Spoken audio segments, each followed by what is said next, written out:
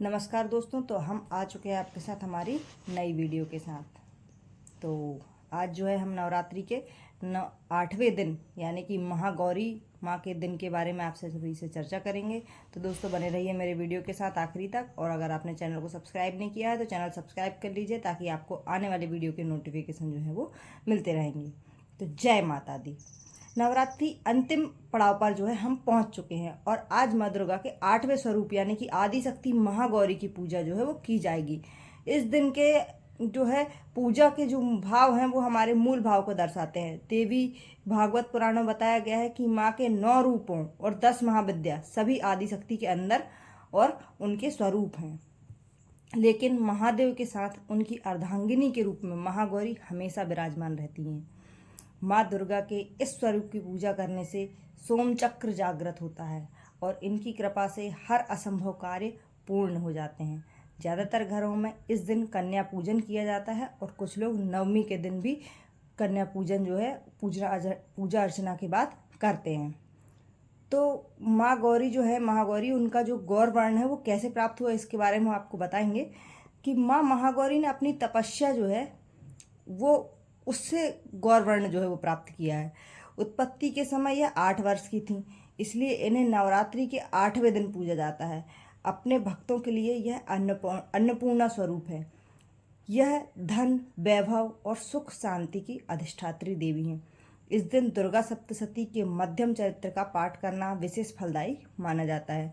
जो लोग नवरात्रि के 9 दिन व्रत नहीं रख पाते वह केवल बैठकी और अष्टमी के दिन व्रत रखते हैं और नवमी के दिन कन्या पूजन करते हैं। और पहले और 8वें दिन का व्रत जो है उस करने से 9 दिन का व्रत भी पूर्ण हो जाता है और उसका फल हमको जो है मिलता है। जैसे कि बैठकी माने कि पहला दिन और 8वां दिन, इन दोनों को जोड़ के 1 + 8 = 9। तो ये जो है इस प्रकार से आप 9 दिन का व्रत जो है वो कंप्लीट भी कर सकते हैं। हालांकि उतना फल नहीं है, लेकिन जो है थोड़ा सा उसका फल मिल जाता है। तो इस तरह से जो माता महागौरी हैं वो महागौरी कहलाई।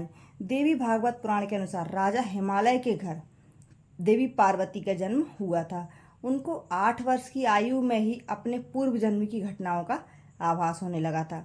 तब से ही उन्होंने भगवान शिव को अपना पति मान लिया था और उनको प्राप्त करने के लिए तपस्या शुरू कर दी थी। तपस्या के दौरान एक वक्त ऐसा आया कि माँ केवल कंदमूल, फल और पत्तों का आहार करने लगी।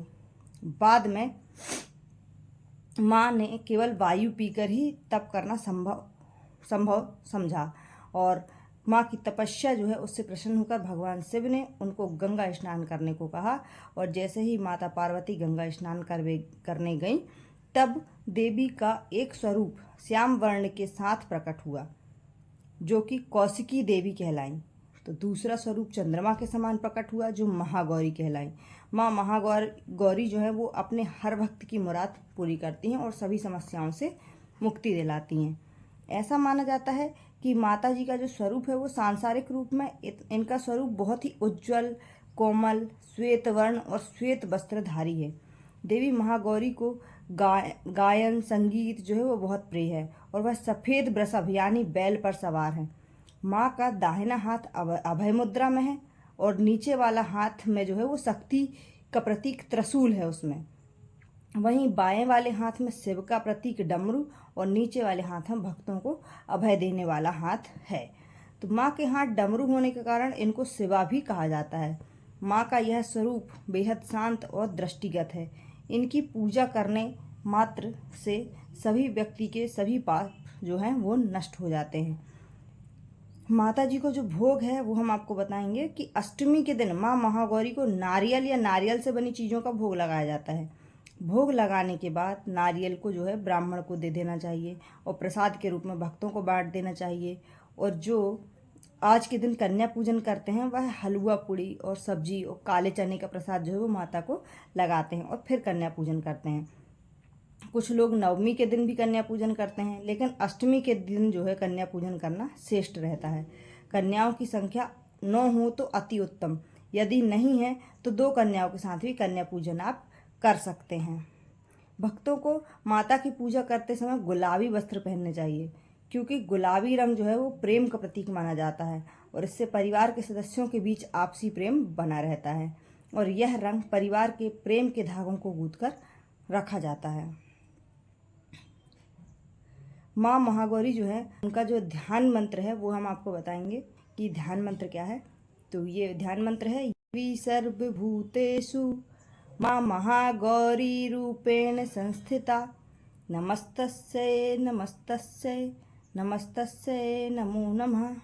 तो ये जो ध्यान मंत्र हमने आपको बताया है, इस मंत्र का 108 बार जप जो है वो हमको अष्टमी के दिन जरूर करना चाहिए। तो अब हम आपको जो है पूजन विधि बताने जा रहे हैं। तो अष्टमी की जो पूजा विधि है वो नवरात्रि की अन्य तिथियों की तरह ही है, इसमें कुछ खास अलग नहीं है। जिस तरह सप्तमी तिथि को माता की शास्त्रीय विधि से पूजा की जाती है, उसी तरह अष्टमी विधि से भी करनी चाहिए। इस दिन माँ के कल्याणकारी मंत्र ओम देवी महागौरी नमः, इस मंत्र का जप करना चाहिए और माँ को लाल चुनरी अर्पित करनी चाहिए। साथ ही जो जातक कन्या पूजन कर रहे हैं वह भी कन्याओं को लाल चुनरी ओढ़ाएं और सबसे पहले लकड़ी की चौकी पर लाल कपड़ा बिछाएं। फिर माता की तस्वीर या जो भी मूर्ति है उसको पटे पर रखें, उस पर सिंदूर, अक्षत और पुष्प, भोग वगैरह सभी जो है इस सबसे उनका पूजन करें। और साथ ही माँ दुर्गा का यंत्र रखकर उसकी भी पूजा करनी चाहिए। माँ जो है अपने भक्तों को कांतिमय सौंदर्य प्रदान करने वाली मानी जाती है। माँ का ध्यान करते हुए सफेद फूल हाथ में रखकर और अर्पित करें और माँ की विधिवत पूजन करें।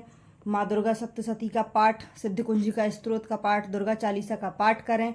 घी के दीपक जलाकर माँ की आरती करें और उसके पश्चात क्षमा याचना करें और अपनी जो है प्रार्थना जो भी हो माँ के सामने रखें कि हमारी ये मनोकामना माता जी पूरी जरूर कीजिएगा। तो इस प्रकार से आप जो है माँ को पूजा कर सकते हैं और फिर कन्या भोजन कराएं और सभी कन्याओं को यथाशक्ति दक्षिणा देवें।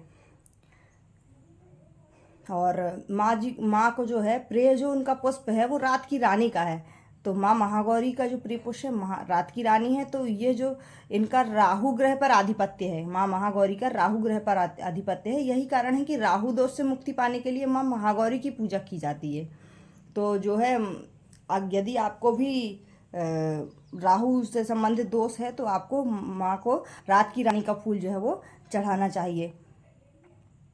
और माँ की जो पूजा है उसका महत्व क्या है वो हम आपको बताएंगे कि जैसे यदि किसी भी बालक या बालिका के विवाह में देरी आ रही है तो उनको माँ महागौरी की पूजन जो है वो करनी चाहिए। इससे विवाह में आने वाली जो बाधाएं हैं वो दूर हुई। माँ की कृपा से जो है आपको मनसांत जीवन साथी मिल जाता है। यदि आपको माँ की महागौरी की पूजन करते हैं तो आप और आपका जीवन साथी एक सुखमय जीवन व्यतीत करते हैं। सभी संकट और सभी पापों से मुक्ति प्राप्त होती है। तो यदि आप किसी संकट में है तो माँ महागौरी की पूजन आपको करना चाहिए। आपके सभी संकट और जो है पाप जो है वो सभी धुल जाएंगे। सुख समृद्धि और सौभाग्य की प्राप्ति होती है। जो भी भक्त माँ की जो पूजन है बहुत श्रद्धा भक्ति के साथ करते हैं उनको सुख समृद्धि प्राप्त होती है और उनको सौभाग्य जो है वो प्राप्त होता है।